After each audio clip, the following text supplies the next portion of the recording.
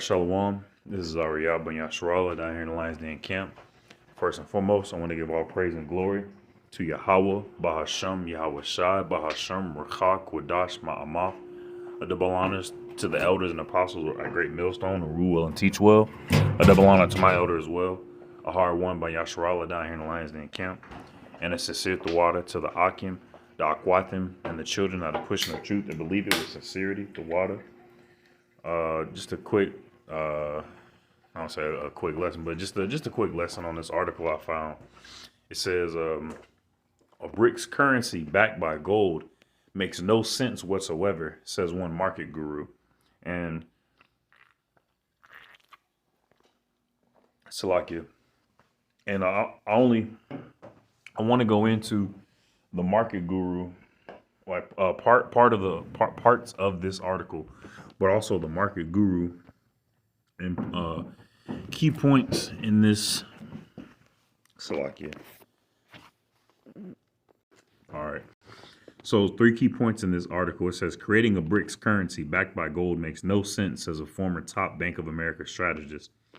David Wu questioned what would be achieved by creating just another gold derivative. The group of emerging economies are stepping up efforts to reduce their reliance on the U.S. dollar. So that's ultimately the entire origin story of the BRICS nations, is to take power away from America. And this so-called quote-unquote guru is saying that making a currency that's backed by gold makes no sense whatsoever, when we all know that gold, silver, other precious metals, and precious rubies are true money, and when it steps out of the spiritual realm. But physical riches will be gold, silver, and rubies and stuff like that. And he's saying creating a currency backed by that is stupid. So this guy David Wu is I'm showing a picture of him. This guy David Wu is he's titled as a researcher, is the researcher that said all this stuff. And so going onto his page, it says that David Wu is the CEO of David Wu Unbound, a global forum devoted to the promotion of fact-based debates about markets, politics, and economics. Wu was previously the head of global interest rates, foreign exchange, emerging market, fixed income, and economics research at Bank of America, where he researched the world financial markets. Wu was known for his contrarian calls on 2006 United States elections, the 2015 devaluation of the renminbi, which I think is a Moabite so-called Chinese currency, Bitcoin, and the future of the euro. He was voted one of the 12 smartest people on Wall Street in 2013 by Business Insider.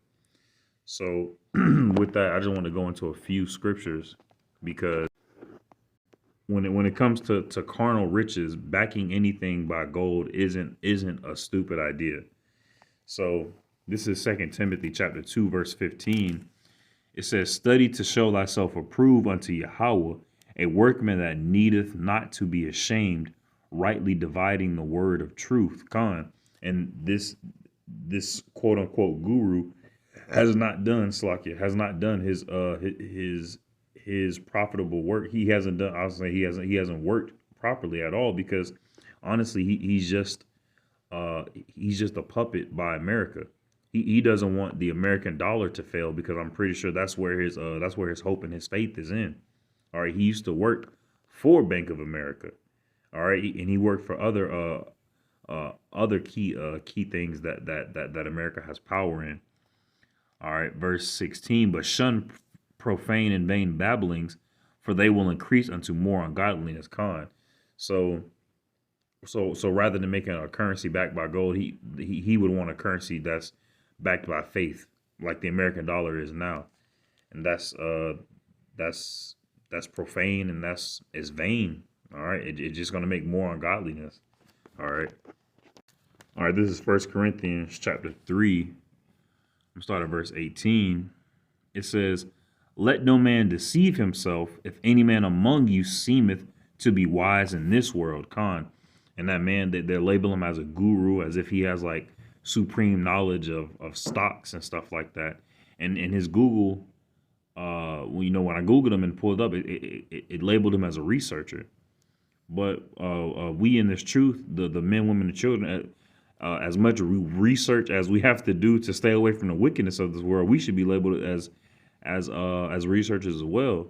One of the Akim and I were talking some time ago, and he said we could probably put a whole bunch of cool stuff on our resume, dealing with what we have to do in the truth. Like we have to research dates and times and stuff like that. So you could put historical researcher. You could put oral speaking. You could put public speaking, because we have to go out there on the highways and byways to speak.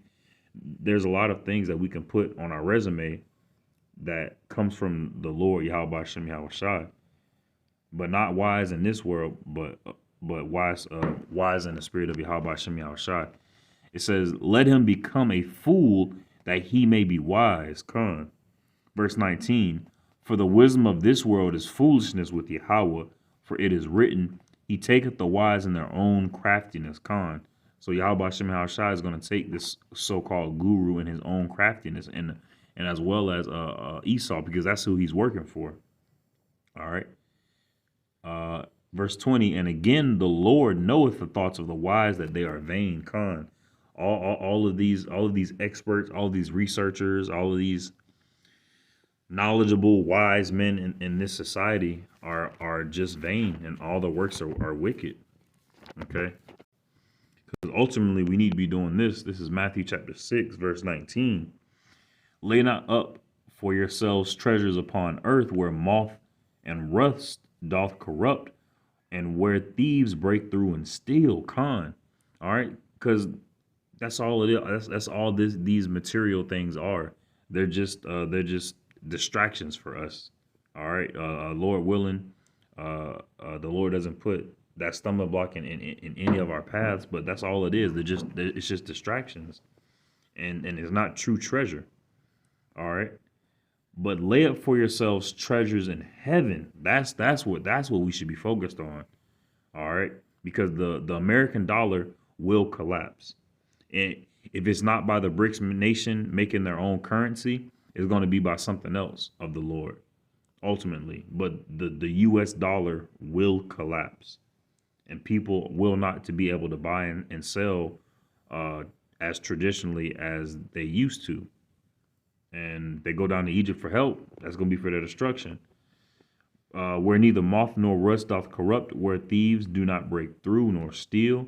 For where your treasure is, there will your heart be also. So if a man has $2 million in the bank, that's where his mind is going to be, in that bank vault, just thinking about that $2 million. But if that $2 million were to be stolen or lost, then his mind would be lost or stolen as well. Make sure I'm recording. Then his mind would be lost or stolen as well. And that's a horrible thing. But if our mind is continually focusing on the spirit of Yahweh Hashem Yahushai, and Yahushai is on the right hand of the Father, so we're always going to be dwelling in the heavens with Yahweh Hashem Yahushai. Verse 22, the light of the body. Well, no, that's really well. I don't want to stop at 21.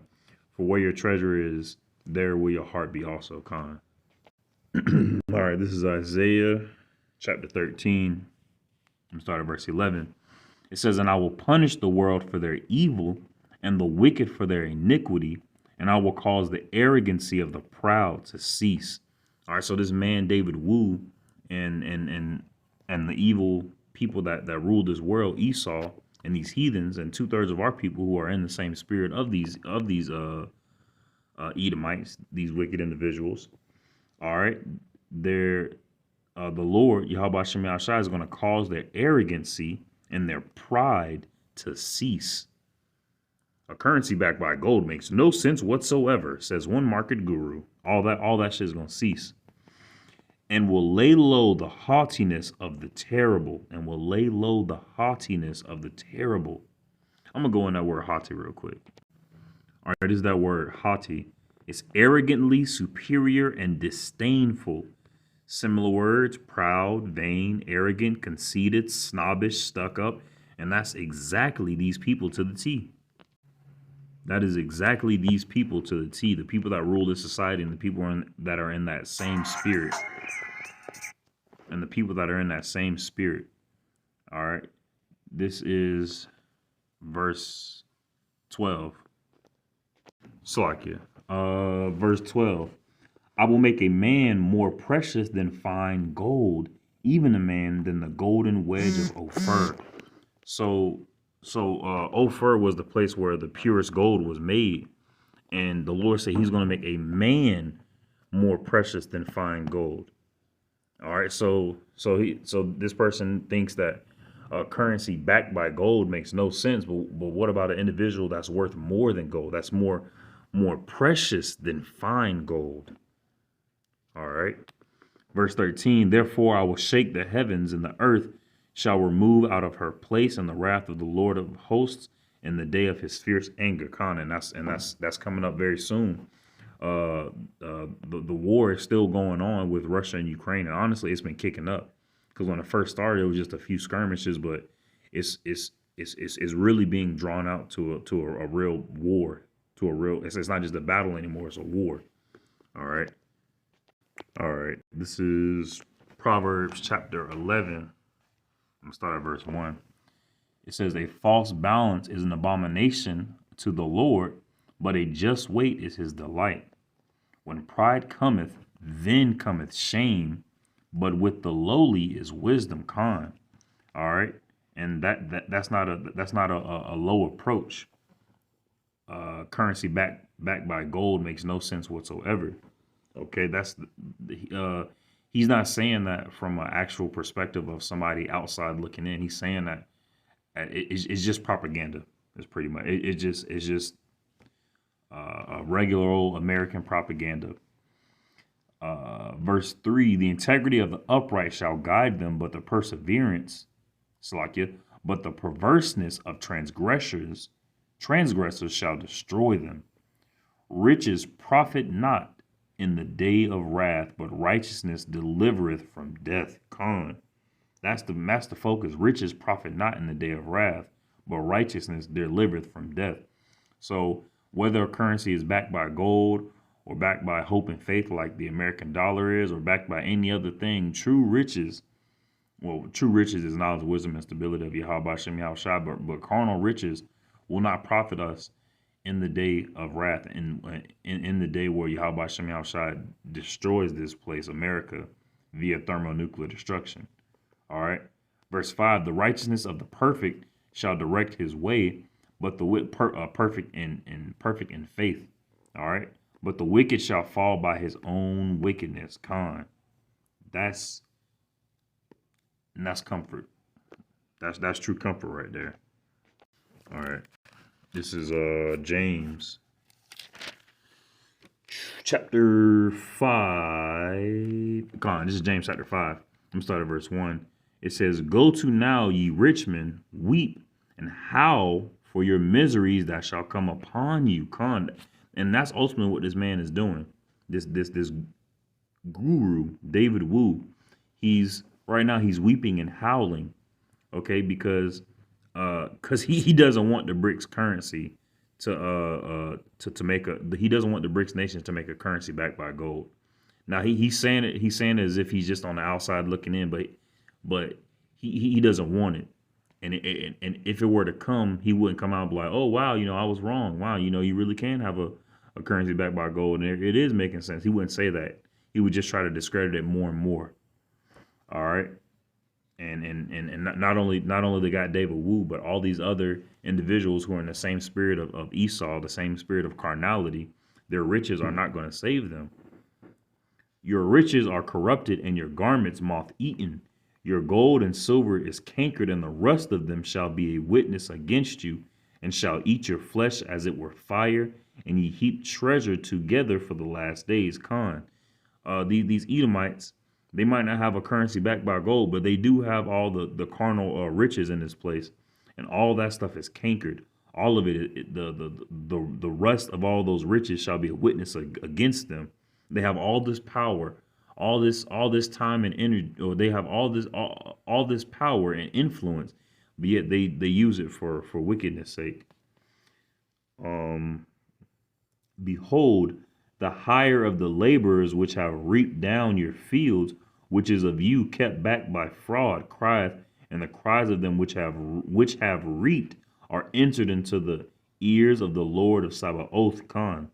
All right, that's all of the wrongdoings that's been done financially in this place, all the crying that's being done by the hopeful elect, by the 1/3 men, women, and children. All of that is being heard by Yahweh Hashem Yahweh Shai right now. All right, we're seeing more and more chariots pop up. We're seeing more and more prophecies break out. There was a huge earthquake that just hit Morocco. You know, there's a lot of beautiful stuff that's happening through the spirit of Yahweh Hashem Yahweh Shai. Verse 5. Ye have lived in pleasure. Man, Esau has lived. Esau and these heathens have lived in such pleasure.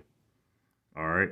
2/3 of our people as well, the ones who sold out and gone on to be athletes and oh god, I can't say athletes and goddamn entertainers and singers and rappers and stuff like that.